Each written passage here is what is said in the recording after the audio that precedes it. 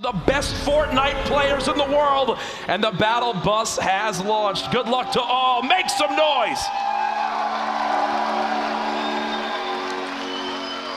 Looks like we've got a southeast to kind of mid-north bus path. You see the players jumping out, just kind of finding an even spread. You see in that southeast corner, Jack, too, people dropping over the water to get as low as possible before the parachute, their glider opens so they can float on in. The little set of even just looking at the minimap, who do you think that pair of red arrows is down there in the set of houses? I'm going to bet you anything. I'm going to say it's TFUE and Cloak, and I'm pretty sure a lot of these guys, they scrim against each other. They play those custom games against each other. They know where they like to land. Chap's probably going to go towards Whaling. TFUE and Cloakzy probably going to play that southeasternmost town, as some reference it as Westworld. Well, Aydan and NICKMERCS. You see even flying over here right now, looks like Tendons already having taken damage from that little pair in there. J-11 Punisher dishing it out in Dusty Divot, but there are still players floating into it. NICKMERCS and Aydan trying to establish dominance in Tilted Towers, but Super Evan and Godnik took the large gray building. We'll have to see a little 2v2 in the town here. And NICKMERCS and Aydan, they're part of the controller gang. Hey, who's repping controller gang out there in the crowd? Hey, there's a lot of people rooting for him for that reason. Off the break, you see they land together. They mentioned their aggression.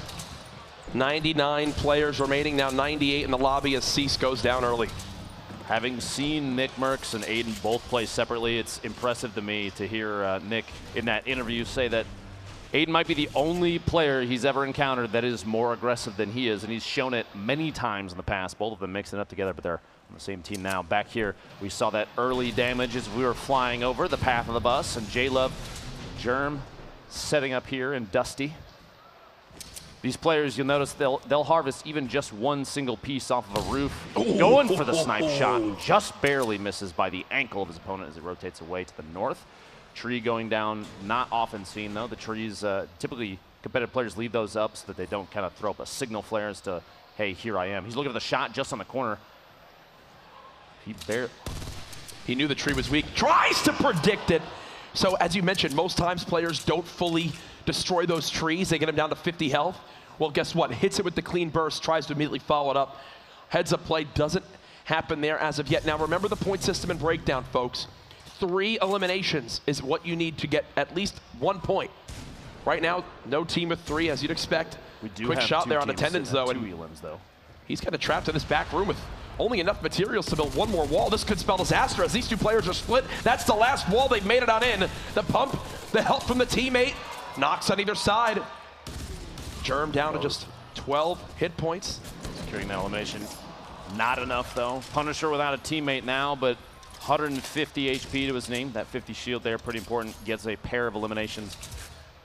His teammate in striking distance of their first point. Meanwhile, Nibs and Korea, we mentioned this is a replay from earlier, how they picked up their first pair of elims. Barely holding on, Jack.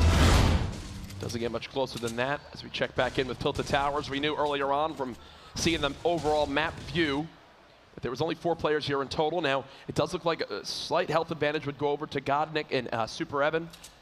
You'd know Aydan's got his eyes on that big shield right inside that new building. As they'll just continue to rotate, work together, farming up those materials. 89 players left.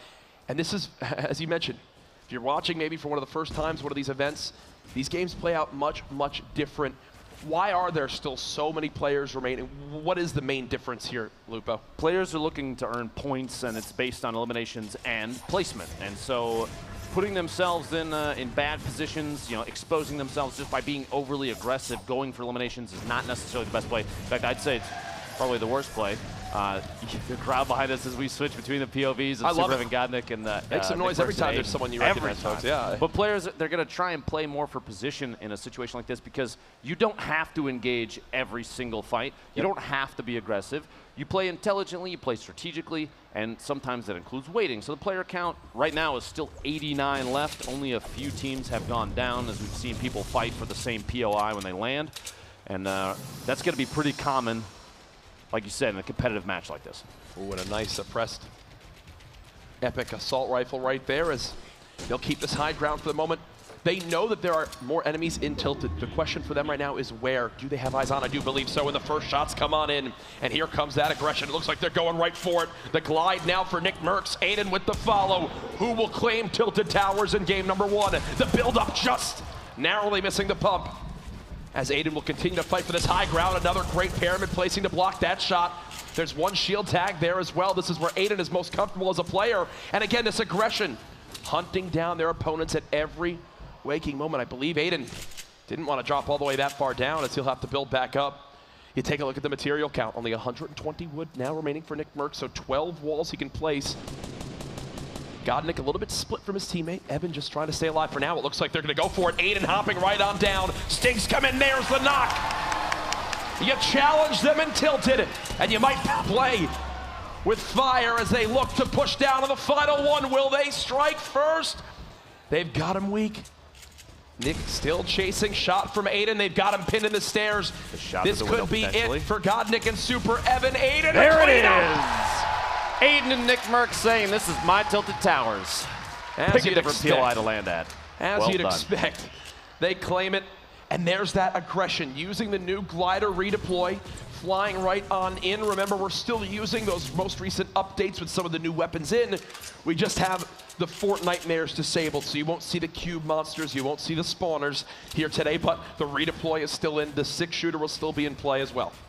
That wouldn't surprise me after that little play there if we see a rebrand of Nick and Aydan's towers. This is getting longer and longer. Back on over to Nibs and Korea. This is Scruples and R7. Players from Rise Nation getting those quick eliminations. Doesn't get much easier than that. We are west side of Salty Springs. There's still 87 people left. Sorry to cut you off. 87 still remain. The shot goes for it and just barely misses. Trying to catch players rotating out the east side of Salty. It looks like there might be 4 teams in rough proximity here, and Windwalker might have taken a shot at a totally different player as well, trying to catch somebody rotating away. You see there on the right side of your screen the format, just a reminder, especially that big bonus, super important. 87 players left. Just trying to go for the shots every single time. And you know, he's got actually a great inventory right now. He's got the swap weapon. When we talk about swap weapon, it's when you have that pump with maybe an SMG of some sort to swap on over and consistently put out damage. Here's Baldy and Gunfly, members of Optic Gaming, trying to push on forward. They've got 2 players nearby. They've got some great utility as well. Not a lot of ammo right now for Baldy, so he's got to make these shots count. He claims the first wall. Will he be able to claim a second? It does appear so. The build battle continuing. Grapple, possibly back up to the high ground. Nothing as of yet. One close.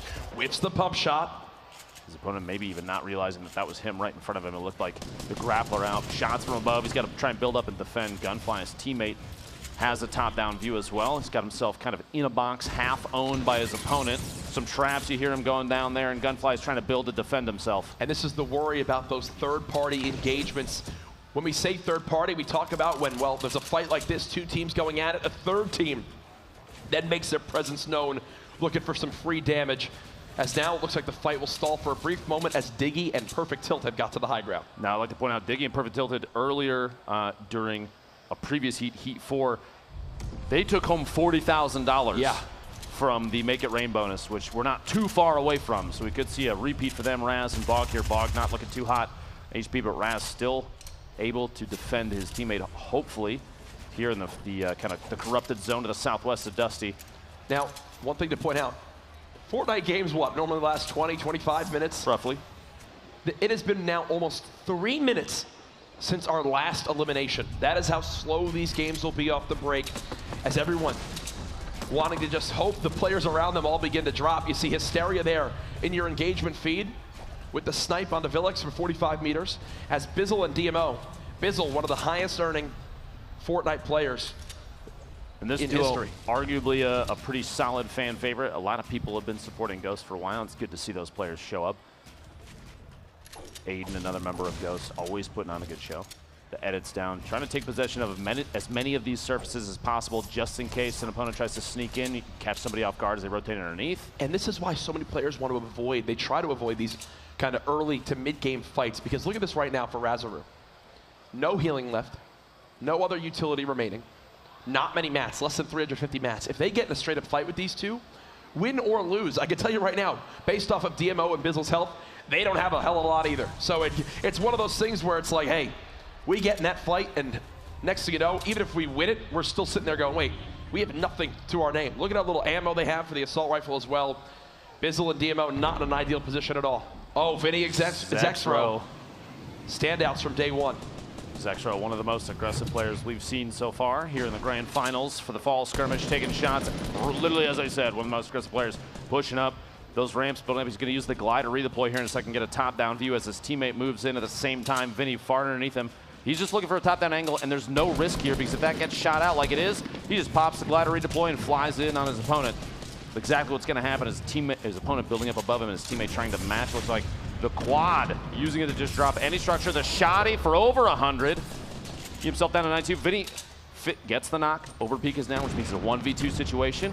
Zach's going to take just a moment here, pop a full shield. Vinny looks like he's doing the same thing with minis, which puts him just over 100. Overpeak knockdown right next to him. That's going to be tough to save. Oh, teammate Dopeye building up, so he's getting shot from above potentially as well. Vinny and Zexro are in such a good spot right now, even though they're just outside the zone, but with so much HP and shield, they have an opportunity to take advantage of that. Kind of look at Vinny's ammo. Do a little bit of gatekeeping. Only 12 shots. Yeah. Medium is very low right now, and a body shot from a bolt action could spell defeat for him as well. Dopeye's going to have to move very soon, waiting for the edge here, especially if he doesn't have any HP healing, like a medkit, bandages, anything like that. He's in a tough spot. Zexro's going to take advantage of that. He's just kind of waiting. That's why he waited the very last second to rotate, see if he can catch his opponent rotating. Vinny gets that elim. Dopeye actually goes down to Yo-Yo Keep It Up, who is potentially the third party. Maybe not the bounce he intended there as he flies towards his opponent. He hits the crater. He's having to burn through all his materials down to just 70 left. 6 builds, 5 builds. He's ramping up. Oh, he gets pyramided. He's stuck in the zone for the moment, down almost out of materials. And folks, actually now 5 more seconds. This is going to be a $50,000 make it rain period right here. Here we go. Remember, during this time between zones 3 and 4, whoever earns the most eliminations, $50,000 will be earned. Keep an eye on that engagement feed. Who will win that huge sum of cash? Now, Jack, in a situation like this, you've played in events like this in the past. I mean, we both have, even today, the Streamvitational. $50,000, is that going to make you play kind of out of position from, you know, your normal strategic? That's a lot of money, Jack. It is a lot of money. I think the big thing with it is, you know, they can try their best to keep track, but it's not really one of those like tangible things that you can say. You know, for example, when you're going for just straight up eliminations to earn a point, you can say, hey, we're 1 elimination away. Let's really try to hunt down in third party one of these fights to get that last elim we need. In this, you're kind of just hoping other fights don't happen. You're trying to do all this addition in your head for these elims. I think you just have to play and keep it in the back of your mind like, hey, maybe we can get a couple extra during this, but if not, they can't let it change their game too much. Looks like Linane and Skatch moved into tilted as Nick and Aydan are rotating away. And you see on the right side of your screen, Fuzzy 301 and Enigma already have 2 eliminations. If no elims happen during the time, it would carry over no matter what, which means now if 2 teams do tie for the most eliminations in the next 4 minutes and 8 seconds, then it still carries over. But put another $10,000 on the Make It Rain bonus. Every time that thing grows, I get a little more nervous for the way these players are going to change their play style. Here we go, Fuzzy. His teammate Enigma is out, but 2 eliminations. The 2 of them looks like they may have finished team 6 grenades. He's got a pretty good setup here. 142 medium ammo, surprisingly quite a bit for a competitive match where players are playing a little more strategically. There's 81 players left still in this circle. DMO, Bizzle stuck right there above Raz and his teammate Bog. Looking down from above. They're just outside the zone, so they're going to have to make a rotation relatively soon. It's not pressing. They have a minute and a half still, and then some, so they have to bounce out. And again, that Make It Rain bonus you see is strictly counting the eliminations from this segment, just during the Make It Rain for the moment. As we continue to stick with players, Shifty Shafts and Salty, both about to be out of play, meaning the points of interest on the map, the named areas, 0 will be in play for this zone. Half the zone is in that kind of river in the ravine where you get stuck down there, you're in a pretty poor positioning. You see everyone try to sprint on out. Yo-Yo Keep It Up, Zexro and Vinny gatekeeping as well. They know someone's nearby. Yo-Yo Keep It Up ticking down to that zone. He's trying to edge it as long as he can. He doesn't want to get too aggressive. Look at this, he can't even run out.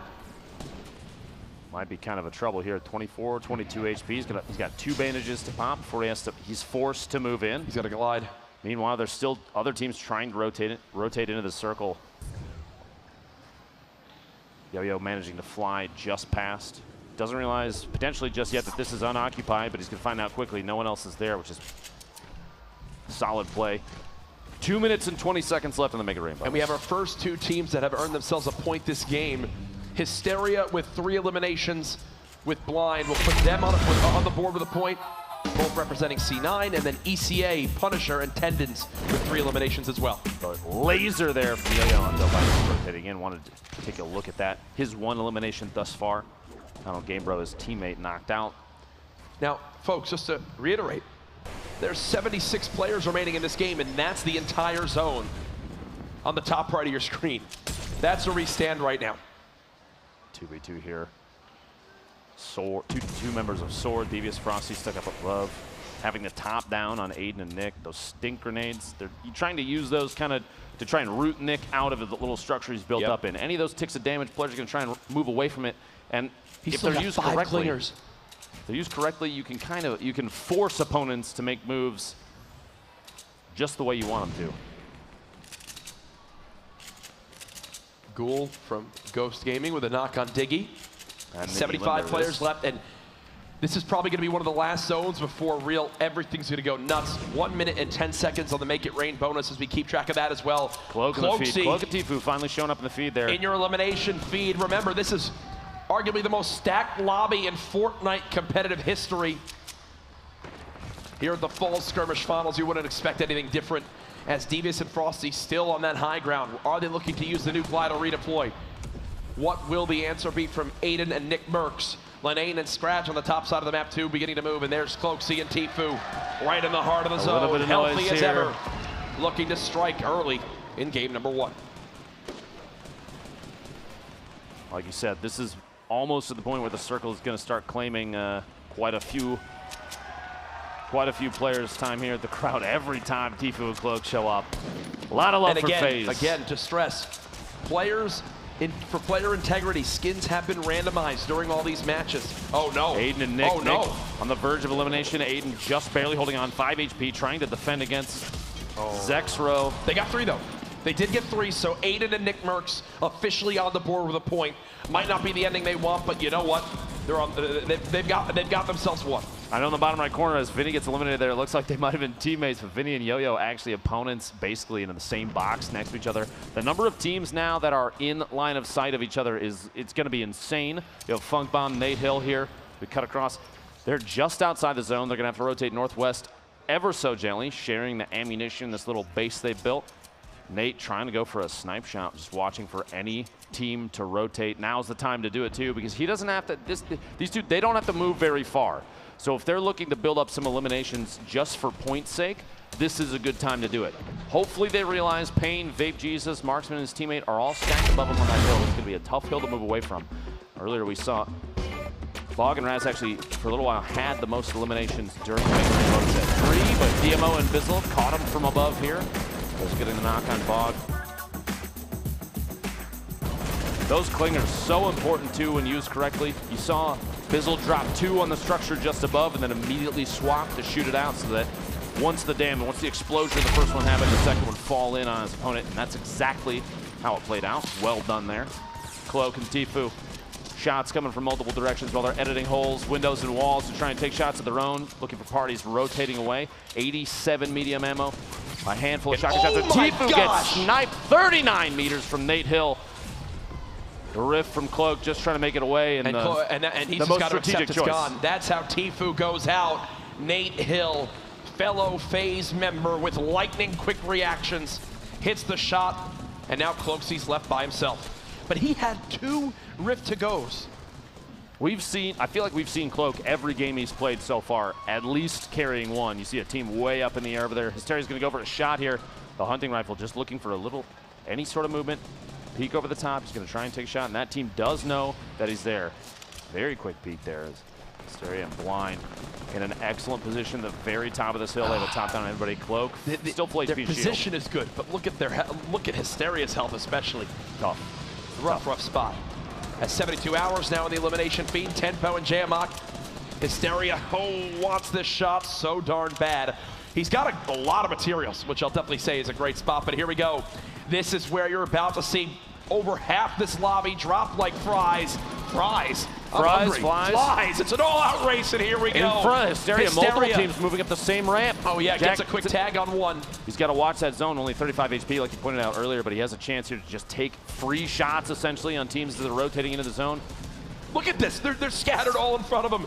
They continue to try to keep this high ground. 30 seconds as this zone continues to shift. Saint building on up. Morgausse now there as well. Funk Bomb and Nate Hill on the low ground. Blind with the pyramid on the top. There's someone up top as well. You see Hysteria frantically trying to stop that high ground from his opponent.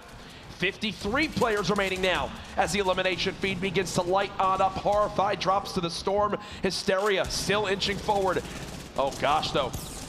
They've got Dementos and Pate just above. Hysteria is just going to forfeit that high ground and float using the glider redeploy. And look at the storm claiming so many lives there in the feed. Players going down, getting caught mid-rotation. Hysteria and Blind 27. To establish. That's how fast half we just the lost field half the just lobby. went down.